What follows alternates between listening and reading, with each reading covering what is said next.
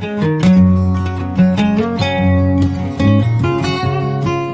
yang banyak beristighfar, Allah berikan 4. Ja'alallahu lahu min kulli dhiqin makhraja. Segala kesempitannya dilapangkan Allah. Sempit hatinya dilapangkan Allah. Sempit dadanya dilapangkan Allah. Wali min kulli hammin faraja. Segala kesusahannya diberikan Allah kemudahan. Susah rezekinya, susah hidupnya, susah pikirannya, susah urusannya, dimudahkan Allah. Wa razaqahu min haitsu la yahtasib. Diberi Allah rezeki dari jalan yang tidak disangka-sangka, yang tidak diduga-duga, datang rezeki itu. Allah tidak akan mungkin ingkar janjinya. Nazalat alaihimus sakinah, turun ketenangan. Ghasyiyat bihimur rahmah, diliputi rahmat. Hafat bihimul malaikah, dikelilingi para malaikat. Wa dzakarahumullahu fiman indah, dibanggakan Allah Subhanahu wa taala kepada apapun yang terjadi. Allah sebutkan dalam Al-Qur'an. Tapi kemampuan manusia ini tak sama, sama seperti jari-jari kita. Ada yang tinggi, ada yang rendah, ada yang gemuk, ada yang kurus, ada yang pendek, ada yang panjang. Akal kita juga begitu. Ada akalnya yang sanggup membaca Al-Quran hanya sebatas membaca tajwid, idgham, ikhfa, qalqalah, gunnah, bila gunnah. Ada yang sanggup akalnya membaca Al-Quran hanya sebatas pada terjemahnya saja. Tapi ada yang sanggup akalnya membaca Al-Quran, menemukan solusi-solusinya. Oleh sebab itu orang baca Quran itu, kata Nabi, Allahumma faqihhu fid din, dalamkan ilmu agamanya. Orang tidak hanya sekedar membaca Iqra, tapi juga memahaminya secara mendalam. Makanya jangan semuanya pergi berperang, kata Nabi. Falaula nafara min kulli firqatin minhum ta'ifatun. Jangan semuanya pergi berperang, karena mesti ada 1-2 orang duduk bersama Nabi Muhammad SAW di Madinah. Tujuannya untuk apa? Liyatafaqahu fid din, supaya mereka belajar agama. Tujuannya untuk apa? Liyunziru qaumahum, supaya nanti mereka bisa pulang ke kampungnya. Liyunziru qaumahum, memberikan peringatan kepada umat supaya takut kepada Allah. La'allahum yahdharun, supaya mereka mengambil pelajaran. Ini poin pertama yang ingin saya sampaikan, bahwa sikap kita terhadap Covid ini jangan terlalu berlebihan, jangan terlalu ketakutan, jangan terlalu sembrono berani, jangan terlalu melanggar, tetap ikut protokol kesehatan, jangan terlalu tidak keluar rumah. Justru dengan keluar rumah, dengan ikut sholat berjamaah ke masjid, tetap menjaga shaf seperti yang ditulis di lantai Masjid Agung Sidrap. Ada lantai yang boleh dipakai untuk sholat, ada yang tidak. Maka insya Allah kalau kita ikuti ini ikhtiar kita. Ikhtiar ada dalam kelompok Ahlus Sunnah wal Jamaah. Sedangkan kelompok yang tidak mau berikhtiar namanya kelompok Ahlul Bid'ah, yang disebut dengan kelompok Jabariyah. Jabariyah tak mau berusaha, berserah saja kepada takdir. Mau mati, matilah. Mau sakit, sakitlah. Tak mau berusaha, tak mau berobat, tidak mau berikhtiar. Ini kelompok yang sudah keluar dari golongan Ahlus Sunnah wal Jamaah. Yang kedua, bahwa dengan adanya COVID-19 ini kita disadarkan manusia tak berdaya. Negara yang katanya Amerika adidaya, tak berdaya, tumbang juga. Negara Asia yang katanya hebat, Jepang dan Korea, hancur lebur juga. Negara yang Eropa tidak ada yang selamat. Sampai hari ini Singapura, kita tidak bisa masuk Singapura. Beberapa pekan yang lalu saya di Batam. Selama ini masyarakat Batam menerima turis dari Singapura, dan orang Batam pula bekerja sebagiannya di Singapura. Padahal jaraknya dekat saja. Tegak kita di Pulau Batam, nampak bangunan-bangunan di Singapura. Hari ini jarak menjadi jauh karena mereka menutup pintu. Tertutup pintu, orang Singapura mau datang ke Batam, orang Batam pun tidak bisa masuk ke Singapura. Lockdown total. Betapa yang katanya hebat, yang katanya gagah, yang katanya perkasa, tidak ada apa-apanya dengan makhluk yang tidak kelihatan. Kalau ada orang takut kepada harimau, kelihatan. Kalau ada orang yang takut kepada buaya, kelihatan. Tapi ini makhluknya tidak kelihatan. Persis yang dikatakan Allah dalam Al-Quran. Innallaha la yastahi ayyatriba mathalan ma ba'udatan fama fawqaha. Allah tidak malu menciptakan makhluk sebesar nyamuk. Wa ma fawqaha, fama fawqaha, lebih kecil lagi daripada nyamuk. Dulu orang Arab jahiliyah mengatakan, untuk apa Allah ciptakan nyamuk? Apalah gunanya Allah menciptakan nyamuk? Tak ada gunanya menciptakan nyamuk. Allah katakan ada.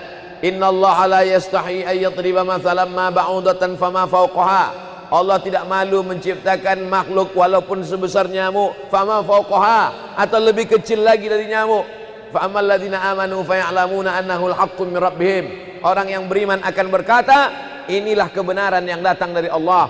Wa ammal ladzina fasaqu wa ammal ladzina kafaru fa yaquluna ma'adza aradallahu bihadza mathala. Adapun orang yang ingkar, orang yang kafir, dia akan berkata, untuk apa Allah ciptakan ini?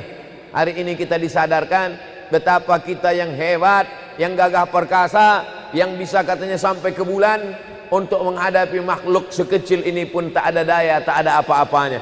Oleh sebab itu maka kita orang yang sombong, orang yang angkuh memang biasanya disadarkan dengan makhluk-makhluk yang kecil.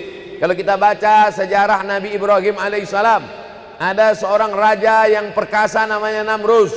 Kata Namrus, kumpulkan semua kayu-kayu di negeri ini, bakar api unggun yang menyala, masukkan Ibrahim ke dalamnya. Mereka bakar Nabi Ibrahim. Di situ mukjizat Allah datang. Apa kata Allah? Ya nar, wahai api, kuni, jadilah engkau bardan, sejuk, wasalaman, selamat ala Ibrahim. Api yang hakikatnya panas menjadi sejuk, api yang hakikatnya membakar justru memberikan keselamatan kepada Nabi Ibrahim alaihissalam. Nabi dia bakar. Apa balasan Allah kepada Namrus? Namrus mati dengan masuknya seekor nyamuk ke dalam hidungnya. Datang seekor nyamuk terbang, masuk ke dalam hidung Namrus. Ada menyebut ke dalam telinganya, yang jelas masuk ke dalam otaknya, menggigit otaknya. Dia pukul-pukulkan kepalanya ke dinding, dia pukulkan kepalanya ke tiang, tidak juga hilang sakitnya. Akhirnya dia ambil palu besar, dia pukul kepalanya, mati. Seandainya ada orang raja, penguasa, gagah perkasa mati karena disambar petir, beritanya masih hebat. Raja Namrus mati disambar petir, gagah, tapi mati hanya digigit oleh seekor nyamuk. Yang gagah perkasa itu mati dalam keadaan memalukan. Begitu juga yang terjadi pada masa Nabi Musa alaihi salam. Nabi Musa kurang hebat apalagi kezaliman Fir'aun. Yudzabbihuna abna'ahum wa yastahyuna nisa'ahum. Anak laki-laki sembelih. Semua anak laki-laki yang lahir tahun itu sembelih. Anak yang perempuan dianggap tidak mengganggu, biarkan hidup. Apa balasan Allah kepada Nabi yang menganiaya Nabi Musa alaihi salam? Maka dia pun mati. Falamma azrakahul gharaku, ketika dia tenggelam di Laut Merah, akhirnya mati juga itu Fir'aun, dan matinya di air. Mengapa matinya di air? Mengapa tidak mati di batu? Mengapa tidak mati di gurun pasir? Mengapa matinya di air? Karena dulu anak ini ditenggelamkan di dalam air. Musa namanya. Musa artinya anak yang ditenggelamkan ke dalam air. Kalau menyelamatkan anak yang tidak pandai berenang, yang bisa ditelan oleh kuda Nil, yang bisa dimakan oleh ganasnya buaya sungai Nil, anak kecil dimasukkan ke dalam air bisa selamat. Tapi raja yang perkasa di dunia masuk ke dalam air justru mati. Air yang sama. La haula wala quwata illa billah. Allah mau menunjukkan air yang sama, yang dulu dikhawatirkan menenggelamkan anak kecil, tapi justru bisa menyelamatkan anak kecil. Musa selamat karena air. Fir'aun yang gagah perkasa, Fir'aun tenggelam karena air. Allah mau menunjukkan yang kau katakan berbahaya tidak berbahaya, yang kau katakan membakar tidak membakar, yang kau katakan bisa menenggelamkan, menghanyutkan tidak.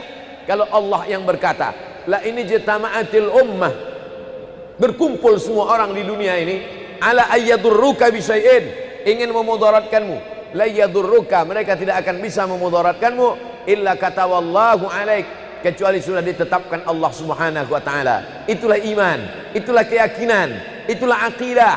Kalau percaya kepada yang nampak, saya percaya kepada Bapak Wakil Bupati, saya percaya kepada Bapak Sekda, karena dia nampak, itu bukan iman.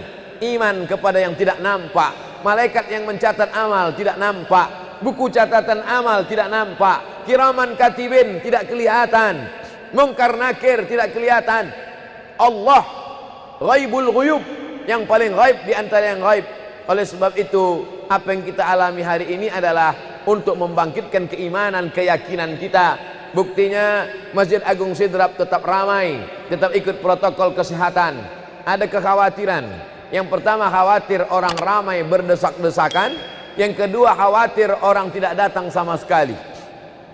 Andai tidak datang sama sekali, kita bisa buat online, kajian online. Karena saya biasa beberapa bulan ini memang kita buat kajian online, webinar. Tapi yang dikhawatirkan kalau orang ramai, terlalu ramai berdesakan, melanggar protokol kesehatan, kacau balau. Dua-duanya tidak terjadi. Orang tetap ramai, tapi tetap berjarak. Maka ini nikmat yang besar, bahkan bisa menjadi contoh untuk kabupaten kota yang lain. Apa maknanya? Allah subhanahu wa ta'ala melapangkan hati kita. Niat panitia sampai, niat baik disampaikan Allah kepada yang baik. Innamal a'malu bin niat wa innamal likulli imri'in ma nawa. Orang akan dinilai Allah ta'ala sesuai dengan niatnya. Lagi-lagi Covid menyadarkan kita bahwa kita tak punya daya, tak punya upaya. Kita hanya mampu berkata la haula wala quwata illa billahil aliyil azim. Yang ketiga, apa yang membuat hati manusia menjadi tenang? Ada orang berkata yang membuat tenang ini adalah makanan. Ternyata setelah kenyang, tenangnya belum tentu hilang. Datang risau yang lain. Apa yang membuat hati manusia ini tenang? Ada yang mengatakan harta benda. Kalaulah harta benda membuat tenang, maka tidak mungkin angka bunuh diri tertinggi di dunia itu bukan di Afrika, bukan di Asia, negara yang miskin, tapi justru terjadi di Eropa, Amerika, dan Jepang. Angka tertinggi bunuh diri di dunia di Asia, negara yang paling maju, Jepang. Angka tertinggi bunuh diri di dunia yang paling tinggi, negara paling kaya, paling hebat, adikuasa, Amerika. Kemana mereka mencari ketenangan? Diskotik, maaf, zina, LGBT, minum khamar, pakai narkoba, berakhir dengan kematian. Kalau begitu ketenangan bukan punya kita, dia datang dari Allah subhanahu wa ta'ala. Oleh sebab itu, apa syarat hati menjadi tenang? Karena ini Covid terkait dengan ketenangan. Banyak orang yang risau, banyak orang yang galau, banyak orang yang susah hati. Karena Covid ini sudah merembet kemana-mana, sistemik, masuk ke pemerintahan, masuk ke keamanan, masuk ke kepolisian, masuk kepada ustadz, masuk kepada ulama. Dia tidak bisa dihadang dengan apapun.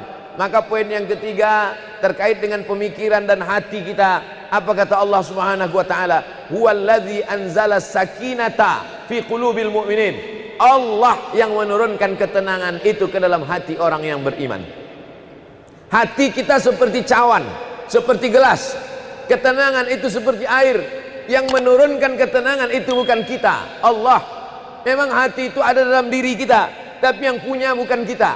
Makanya kata Allah Ta'ala, lillahi ma fis samawati wa ma fil ard. Apa yang ada di langit, apa yang ada di bumi, milik Allah, punya Allah subhanahu wa ta'ala. Begitu juga ketenangan dalam jiwa ini bukan punya kita. Kita hanya berusaha, kita hanya berdoa meminta. Allah tegaskan sekali lagi, huwallazi anzala sakinata fi qulubil mu'minin. Allah yang menurunkan ketenangan ke dalam hati orang beriman. Di mana letaknya? Ala bizikrillah tatmainnul qulub. Dengan banyak berzikir mengingat Allah, maka hati akan menjadi tenang. Tatmainnul qulub, hati menjadi tenang. Kata Nabi, dalam diri itu ada segumpal. Idza salahat salahal jasadu kulluh. Kalau yang segumpal itu tenang, maka yang lain ikut menjadi tenang. Mata menjadi tenang, telinga menjadi tenang, mata menjadi tenang. Oleh sebab itu, kalau ada di antara jamaah ini tertidur, jangan bangunkan, jangan marah, berarti dia sudah sampai kepada ketenangan yang sempurna. Tenang. Oleh sebab itu, di mana letak tenang itu? Letak tenang itu di dalam hati, kata Nabi. Idza salahat salahal jasadu kulluh. Kalau hatinya tenang, maka yang lain ikut menjadi tenang. Wa idza fasadat, tapi kalau hatinya galau, hatinya susah, hatinya risau, hatinya sempit, yang lain ikut menjadi sempit. Dunia ini tidak pernah lapang, tidak pernah sempit. Dunia ini tidak pernah membesar, tidak pernah mengecil. Cara pandang kita lah yang berubah melihat dunia. Oleh sebab itu, maka kita minta kepada Allah supaya dia tenangkan hati kita, dia lapangkan dada kita. Karena orang selevel Nabi Musa pun ketika dia akan beraktivitas, dia minta lapangkan dada dulu. Rabbi shrah li sadri, lapangkan dadaku. Wa yassir li amri, mudahkan urusanku. Wahlul 'uqdatam min lisani, hilangkan sesuatu yang mengganggu, menghalangi lidahku. Yafqahu qauli, sehingga kalau aku bicara orang faham apa yang aku bicarakan. Itu juga doa Abdul Somad sampai ke Makassar, sampai ke Sidrap. Rabbi shrah li sadri, lapangkan dadaku karena aku akan berhadapan dengan orang Sidrap ya Allah. Wa yassir li amri, mudahkan urusan perjalananku ke Sidrap ya Allah. Wahlul 'uqdatam min lisani, hilangkan sesuatu yang mengganggu di lidahku, yang menghalangi bicaraku. Yafqahu qauli, sehingga orang Sidrap paham yang aku bicarakan ya Allah. Saya mulai tadi jam setengah 9, sekarang sudah hampir jam 9, hampir 30 menit saya bicara. Saya tidak tahu masyarakat Sidrap paham atau tidak paham, karena tidak nampak raut wajahnya. Ini bedanya ceramah di musim corona dengan tidak. Kalau ceramah tidak musim corona, jamaah itu rapat, dekat, bisa saya lihat, nampak saya responnya, tahu saya dia entah senyum entah marah. Di musim corona ini kita tidak tahu, karena mulutnya tertutup, hanya matanya saja yang kelihatan. Tapi saya yakin dan percaya, tidak bisa dipahami sekali, dipahami dua kali. Tidak bisa dipahami dua kali, diulang berkali-kali. Karena tausiah ini direkam, begitu banyak kamera yang merekamnya. Mudah-mudahan kamera ini hidup semua. Jamaah yang dimuliakan Allah Subhanahu wa taala. Oleh sebab itu di antara yang menenangkan hati adalah berkumpul di masjid. Itu bukan kata saya, itu kata Nabi Muhammad sallallahu alaihi wasallam. Majtama'a qaumun fi baitin min buyutillah. Sekelompok orang berkumpul di rumah Allah, yatsluna kitab Allah, membaca kitab Allah, ayat-ayat Al-Quran, hadis-hadis Nabi, fatwa para ulama, wa yatadarasunahu fima bainahum, mengkaji isinya. Kalau mau tenang kata Nabi, lakukan 3: duduk di rumah Allah, membaca kitab Allah, mengkaji isinya. Kalau kau lakukan 3, Allah balas 4. Nazalat alaihimus sakinah, diturunkan Allah ketenangan ke dalam hati. Ghasyat bihimur rahmah, diliputi Allah dengan rahmat. Haffat bihimul malaikah, dikelilingi para malaikat. Wa dzakarahumullahu fiman indah, dibanggakan Allah Ta'ala kepada para malaikat-malaikat. Hai malaikat, apa yang mereka lakukan ketika musim pandemi ini? Mereka tidak tidur malam karena menonton bola. Apa yang mereka lakukan pada musim pandemi ini? Mereka memancing sampai pagi petang tidak sholat. Apa yang mereka lakukan pada musim pandemi ini? Mereka sibuk main sosmed, sosial media, game online, PlayStation, sampai tak sadar siang malam. Bukan begitu caranya. Apa yang mereka lakukan? Mereka tetap berzikir, mereka tetap datang ke masjid, mereka tetap beraktivitas dengan tetap ikut protokol kesehatan. Janji Allah Subhanahu wa taala, dan Allah itu kalau sudah berjanji, innaka la tukhliful mi'ad, Allah tidak akan mungkin ingkar janjinya. Nazalat alaihimus sakinah, turun ketenangan. Ghasyat bihimur rahmah, diliputi rahmat. Haffat bihimul malaikah, dikelilingi para malaikat. Wa dzakarahumullahu fiman indah, dibanggakan Allah Subhanahu wa taala kepada para malaikat. Apa yang kita lakukan hari ini bukan melanggar gugus Covid. Apa yang kita lakukan hari ini bukan melanggar aturan. Kita sedang berkumpul di rumah Allah, tetap mengikuti protokol kesehatan, tetap mengurus izin dari para pejabat dan kepolisian, tetap meminta ridha Allah Subhanahu wa taala, menyambung tali silaturahim. Man ahabba ibsata lahu fi rizqihi, siapa yang mau dilapangkan rezekinya, wa yunsa'alahu fi atharihi, dipanjangkan umurnya, falyasil rahimahu, hendaklah dia menyambung tali silaturahim. Sempurna silaturahim dengan bersalaman, tapi karena kita sadar kita tidak bersalaman. Min muslimaini, 2 orang muslim, yaltaqiyani, berjumpa, wa yatasafahani, berjabat tangan, illa ghufira lahuma, maka Allah ampunkan mereka berdua. Tidak ada yang bisa menenangkan hati kecuali memperbanyak zikir kepada Allah Subhanahu wa taala. Kalimatani, 2 kalimat, khafifatani 'alal lisan, ringan di lidah, tsaqilatani fil mizan, berat pada timbangan mizan hari kiamat. Habibatani ilar rahman, habibatani ilar rahman, dicintai dan disayangi oleh Rahman Allah Ta'ala. Hanya 2 kata, subhanallah wa bihamdihi subhanallahil azim, subhanallah wa bihamdihi subhanallahil azim, subhanallah wa bihamdihi subhanallahil azim. Berapa jumlahnya? Ya ayyuhalladzina amanu, hai orang beriman, uzkurullah, berzikirlah, menyebut, mengingat Allah, zikran katsira, sebanyak-banyaknya. Kalau ada guru mengatakan berzikirlah 100, berzikirlah 1000, maka sesungguhnya batasan itu hanya untuk membiasakan diri saja, untuk memperoleh kebiasaan. Kata pepatah kita, Allah bisa karena biasa.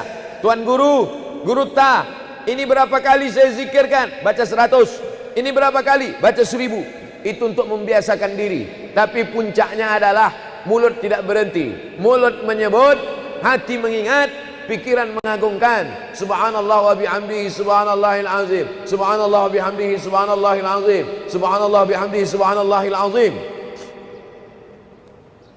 Man lazimal istighfar, siapa yang banyak beristighfar, Allah berikan 4. Ja'alallahu lahu min kulli dhiqin makhraja, segala kesempitannya dilapangkan Allah, sempit hatinya dilapangkan Allah, sempit dadanya dilapangkan Allah. Wali min kulli hammin faraja, segala kesusahannya diberikan Allah kemudahan. Susah rezekinya, susah hidupnya, susah pikirannya, susah urusannya, dimudahkan Allah. Wa razaqahu min haitsu la yahtasib, diberi Allah rezeki dari jalan yang tidak disangka-sangka, yang tidak diduga-duga, datang rezeki itu. Siapa yang menjanjikan? Nabi Muhammad SAW. Nabi bicara dari mana? Wa ma yantiqu 'anil hawa in huwa illa wahyun yuha. Dia bicara bukan mengikuti hawa nafsunya, melainkan dari wahyu yang dibawa oleh Jibril dari Allah Subhanahu wa taala. Memperbanyak istighfar. Yang keempat, wa ma kana Allahu mu'adzibahum wa hum yastaghfirun. Allah tidak akan menurunkan azab wa hum yastaghfirun, selama mereka mampu beristighfar. Oleh sebab itu, kenapa tsunami tidak datang? Kenapa gunung tidak meletus? Kenapa air yang dari laut tidak naik ke darat? Kenapa tidak terjadi gempa bumi? Masih ada di Sidrap yang beristighfar. Masih ada orang yang bangun malam, salat sunat taubat menjelang subuh. Wabil ashari hum yastaghfirun. Menjelang azan subuh, di waktu sahur dia memperbanyak istighfar. Sependek-pendeknya astaghfirullah, agak panjang astaghfirullahalazim, lebih panjang astaghfirullahalazim alladzi la ilaha illa huwal hayyul qayyum wa atubu ilaih. Yang lebih afdal sayyidul istighfar, Allahumma anta rabbi la ilaha illa anta khalaqtani wa ana 'abduka wa ana 'ala 'ahdika wa wa'dika mastata'tu a'udzu bika min syarri ma sana'tu abu'u laka bi ni'matika 'alayya wa abu'u bi dhanbi faghfirli fa innahu la yaghfiru dzunuba illa anta. Dibaca dia setelah subuh, dijaga Allah sampai zuhur. Dibaca setelah zuhur, dipelihara sampai asar. Dibaca selepas asar, dijaga sampai maghrib. Dibaca sehabis maghrib, dijaga sampai isya. Dibaca habis isya, dijaga sampai subuh. Allahumma anta rabbi la ilaha illa anta khalaqtani wa ana 'abduka, aku hambamu, wa ana 'ala ahdika, aku dalam perjanjian denganmu, wa wa'dika, aku dalam MOU denganmu, mastata'tu, sesuai kemampuanmu. Abu ulaka bi ni'matika alayya, aku datang menghadapmu dengan nikmatmu, nikmat mata, nikmat telinga, nikmat otak, nikmat hati, nikmat buah pinggang, nikmat kaki, nikmat tangan. Wa abu bi dzambi, tapi justru aku datang membawa dosa. Aku datang membawa nikmat, tapi justru aku datang membawa dosa. Dosa telinga, dosa mata, dosa lidah, dosa hati. Mestinya aku datang membawa nikmat, datang membawa pahala.